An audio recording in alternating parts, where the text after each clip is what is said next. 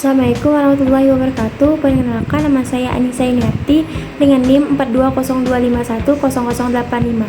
Pada kesempatan kali ini, saya akan menjawab pertanyaan mengenai keuangan negara. Berikut jawaban dan penjelasan saya terkait pertanyaan yang diberikan. Yang pertama, jelaskan apa yang dimaksud dengan keuangan negara menurut Undang-Undang 17/2003. Menurut Undang-Undang 17/2003, semua hak dan kewajiban negara yang dapat dinilai dengan uang serta segala sesuatu baik berupa uang maupun berupa barang yang dapat dijadikan milik negara berhubungan dengan pelaksana dan kewajiban tersebut. Yang kedua, jelaskan A. Objek keuangan negara, B. Subjek keuangan negara, C. Proses terbentuknya keuangan negara, D. Tujuan keuangan negara. Yang pertama, objek keuangan negara. Objek keuangan negara adalah semua hak dan kewajiban termasuk kebijakan dan kegiatan fiskal moneter dan pengelolaan kekayaan. Yang B. Subjek keuangan negara. Subjek keuangan negara adalah pemerintah pusat, Pemda, perusahaan negara ataupun daerah, dan badan lain yang ada kaitan dengan KN.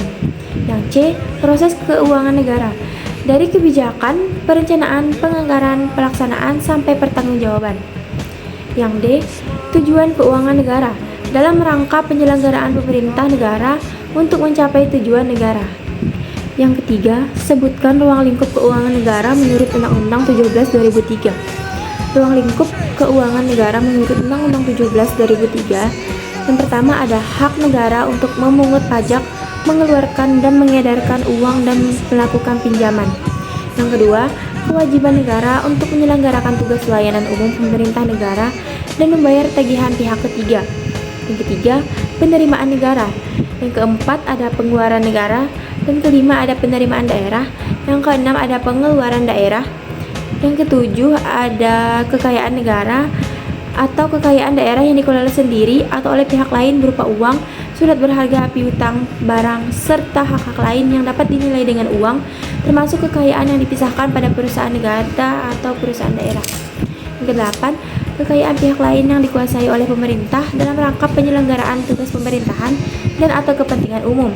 Yang kesembilan, ada kekayaan pihak lain yang diperoleh dengan menggunakan fasilitas yang diberikan pemerintah. Yang keempat, jelaskan dan berikan contoh penerimaan pengeluaran dan pembiayaan negara. Ruang lingkup keuangan negara. Yang pertama, keuangan publik mencakup masalah-masalah kreasi, memperoleh penerimaan ataupun pendapatan yang dilakukan pemerintah pusat dan daerah. Penerimaan negara, Undang-Undang 17/2003, uang yang masuk ke kas negara, pendapatan negara, hak pemerintah yang diakui sebagai penambah nilai kekayaan bersih. Yang kedua, keuangan publik mencakup aspek pengeluaran negara yang termasuk di dalamnya belanja publik negara.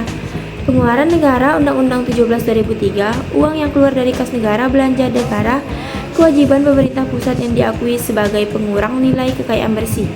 Yang ketiga, keuangan publik juga mencakup aspek pembiayaan yang dilakukan oleh pemerintah pusat maupun daerah. Pembiayaan adalah setiap penerimaan yang perlu dibayar kembali atau pengeluaran yang akan diterima kembali, baik pada tahun anggaran bersangkutan maupun tahun-tahun anggaran berikutnya. Terminologi lain dari utang dan atau piutang negara. Yang kelima, jelaskan dan berikan contoh bidang keuangan negara.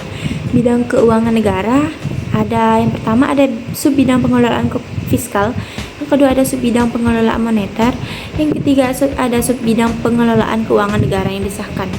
Presiden pemegang kekuasaan pengelolaan keuangan negara dikuasakan kepada yang pertama Menteri Keuangan, yang kedua selaku pengelolaan fiskal dan wakil pemerintah dalam kepemilikan kekayaan negara yang dipisahkan.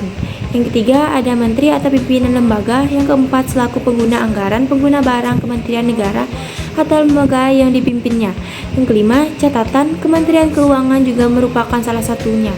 Yang keenam, gubernur, bupati, wakil bupati selaku kepala Pemda. Yang ketujuh, selaku kepala Pemda untuk mengelola keuangan daerah dan mewakili Pemda dalam kepemilikan kekayaan daerah yang dipisahkan. 8. Tidak termasuk kewenangan di bidang moneter yang meliputi antara lain mengeluarkan uang yang diatur dengan undang-undang.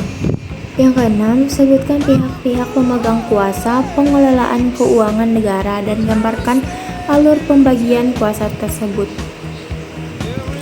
Di sini ada presiden, yaitu pemegang kekuasaan pengelolaan keuangan.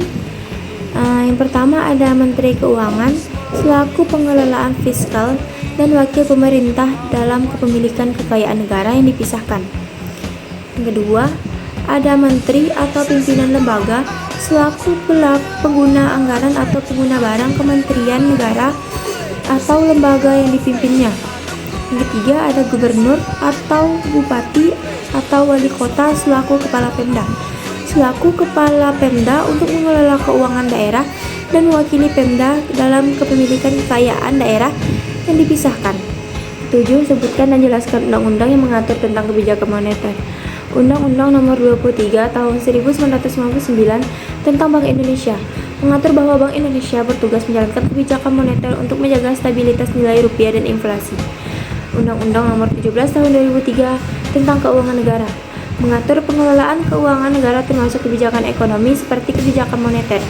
Undang-Undang Nomor 1 Tahun 2004 tentang Perbendaharaan Negara mengatur pengelolaan kas dan arus uang negara untuk mendukung kebijakan moneter.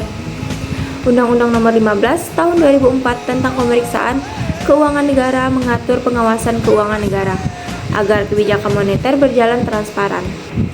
Yang kedelapan, buat bagan hubungan subjek pengelolaan keuangan negara. Itu kan ada keuangan negara. Lalu keuangan negara itu diturunkan ke lembaga pengelolaan kekayaan negara yang dipisahkan. Lalu kita turunkan lagi ke BUMD ataupun keuangan. BUMD ataupun keuangan itu masuk lagi ke lembaga moneter termasuk bank sentral.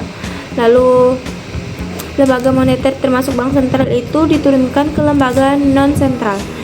Itu kan lembaga pengelolaan kekayaan negara yang dipisahkan itu kan dibagi menjadi ke pemerintahan. Lalu pemerintahan itu dibagi lagi ke pemerintahan pusat termasuk BLU. Pemerintah pusat termasuk BLU itu diturunkan ke pemerintah provinsi termasuk BLU.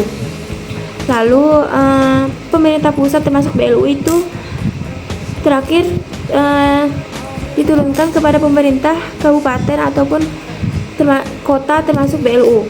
Yang BUMD keuangan itu dibagi lagi menjadi BUMN atau non keuangan. Yang ke-9, jelaskan paradigma baru dalam pengelolaan keuangan negara. Paradigma baru ada dalam pengelolaan keuangan negara. Yang pertama, ada perubahan mendasar dari financial administration ke financial management. Yang kedua, ada semangat yang melandasi let the manager manage. Yang ketiga, ada pengendalian check dan balance mekanis. Sekian penjelasan dari saya. Selebihnya saya mohon maaf. Saya akhiri. Assalamualaikum warahmatullahi wabarakatuh.